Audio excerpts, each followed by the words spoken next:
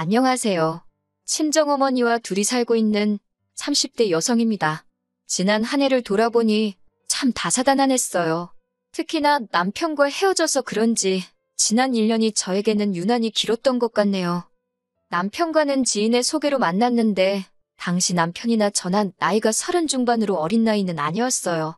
그렇다 보니 시작부터 결혼을 전제로 진지하게 사귀었고 1년 만에 부부의 영까지 맺게 되었습니다. 경제적으로 여유가 있었던 시댁에 반해 제 친정은 그렇게 넉넉한 상황은 아니었어요. 처음부터 그랬던 건 아닌데 여기에는 사연이 있습니다. 몇 년 전 친정아버지께서 암을 진단받으셨는데 당시 의사 말로는 치료만 잘 받으면 살 수 있다더라고요. 그래서 돈 생각하지 않고 있는 재산 다 끌어다 아버지 병원비로 썼습니다. 하지만 애석하게도 아버지는 폐암 수술 이후 합병증으로 허망하게 세상을 떠나셨어요. 아버지가 돌아가시고 나서야 아버지가 개인적으로 지셨던 채무뿐만 아니라 여러 가지로 금전적인 측면에서 생각지 못한 문제들이 발견되었습니다. 결국 빚과 재산 대부분을 포기해야 했고 그나마 어머니 명의로 있던 집은 지킬 수 있었네요. 이후로 어머니는 식당에서 일을 하며 본인의 생활비를 벌어 쓰셨고 저는 저대로 회사 생활을 하며 생활을 이어갔습니다. 저희 모녀 남들한테 손 벌리지 않고 사는 게 어디냐며 감사한 마음으로 살았지요. 그렇게 10년 가까이 살다가 제가 시집을 간다 하니 친정어머니께서 얼마나 좋아하셨는지 몰라요. 친정어머니께서는 3천만 원이란 큰돈을 내주셨고 저는 염치불 구하고 그 돈을 받았습니다. 변명 같지만 당시 제가 모아둔 돈이 5천 정도 있었는데 2억을 가져온다는 남편에 비하면 턱없이 부족하다 싶어서 그 3천을 받을 수밖에 없었어요. 하지만 청첩장까지 나오고 한창 집을 알아보던 시기였어요.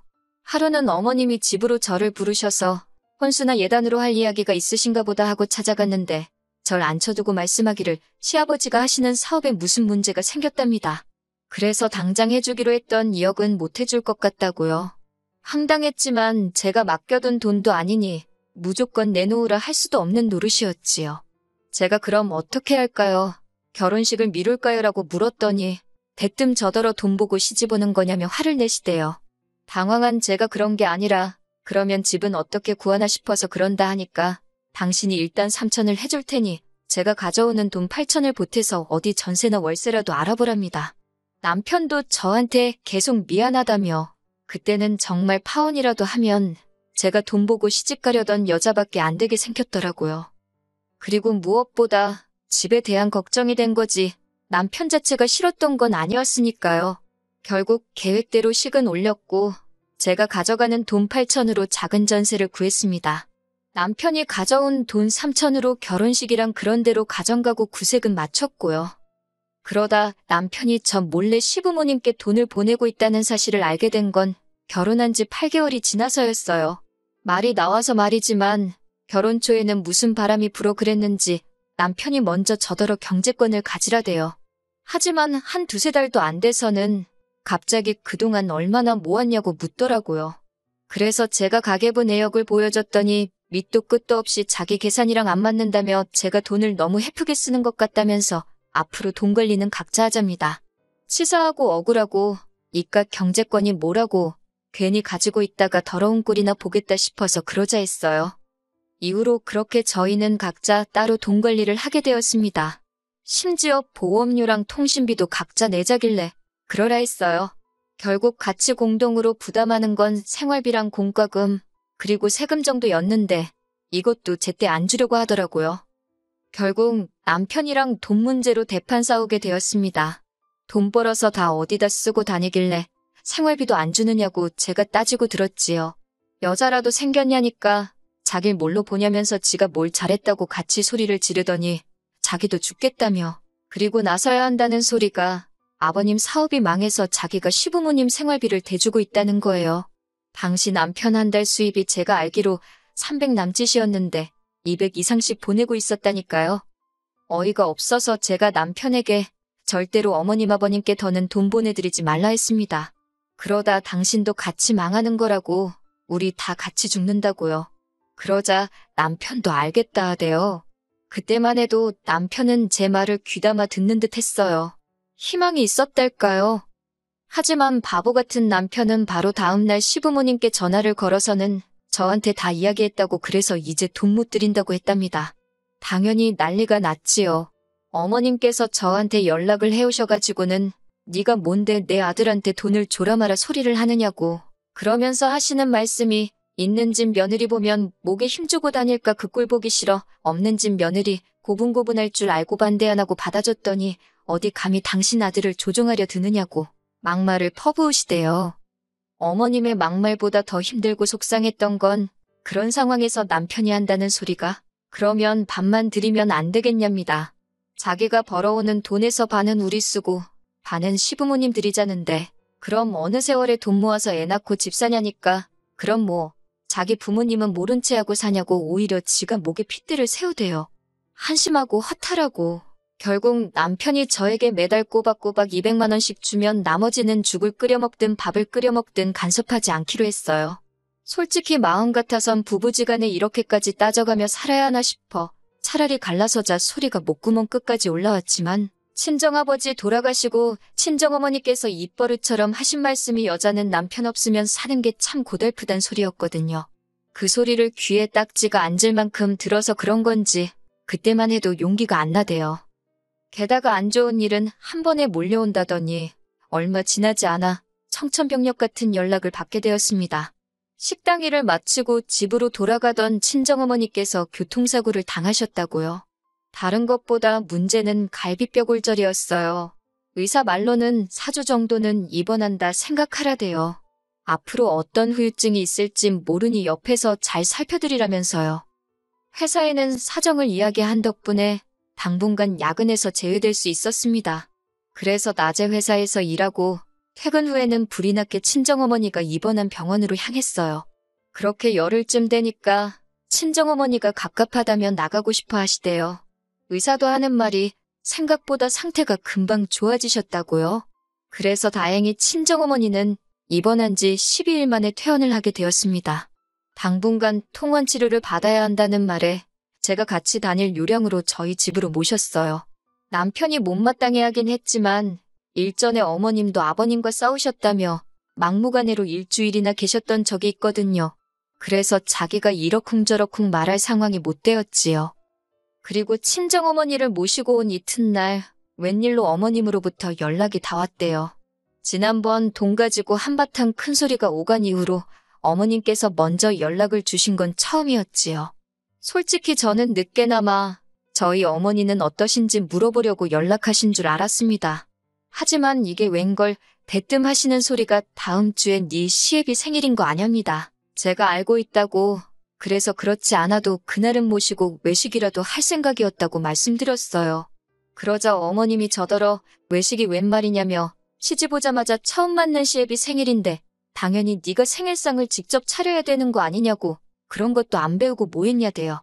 어이가 없던 제가 남편에게 들으셨겠지만 사고로 다친 친정어머니가 지금 여기 계신다고 잘 아시지 않냐고 저도 그러면 안 됐는데 너무 속상해서 조금 빈정거려봤네요. 그러자 어머님께서 하시는 말씀이 그건 들었다면서 퇴원했으면 자기 집으로 가지 왜 니네 집으로 온 거냐며 아무튼 아버님 생일잔치는 니네 집에서 할 거라고 그런 줄 알랍니다.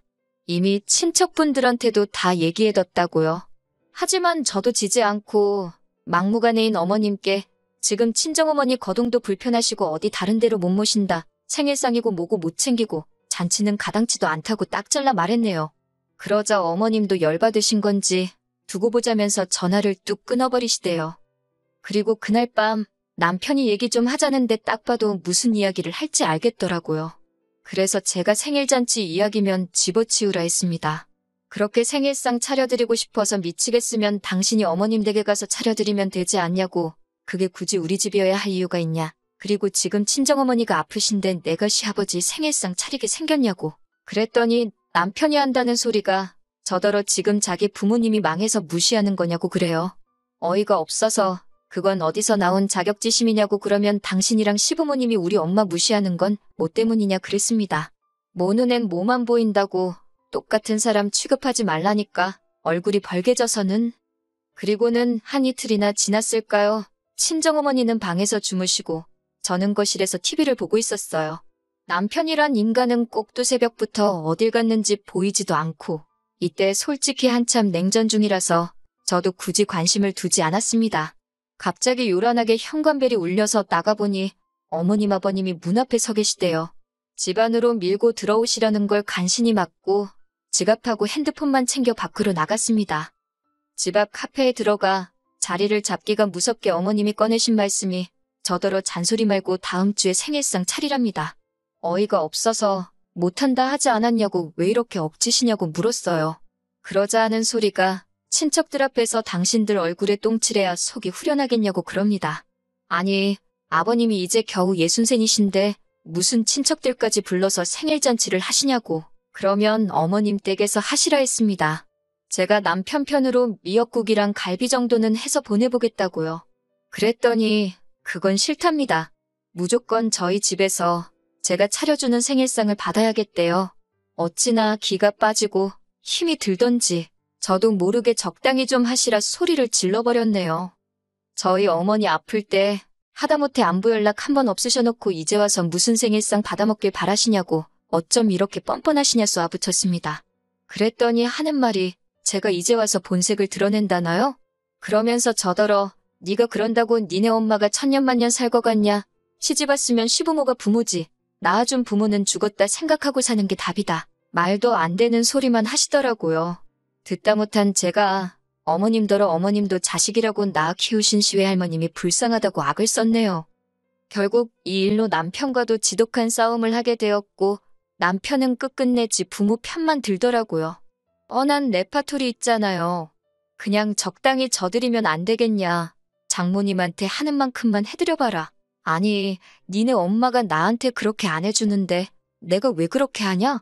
어이가 없어서 결국 끝도 없는 싸움의 반복 끝에 이럴 거면 갈라서자 소리가 나왔고 그렇게 헤어졌어요. 남편이 자기가 3천만 원 가지고 오면서 시골리고 어쩌고 했다며 그 돈 돌려달라길래 너는 나랑 사는 동안 내가 해온 집에서 안 자고 어디 밖에서 잤냐고 또 싸우고 제가 그렇게 억울하면 네가 사온 거 들고 가라 했습니다.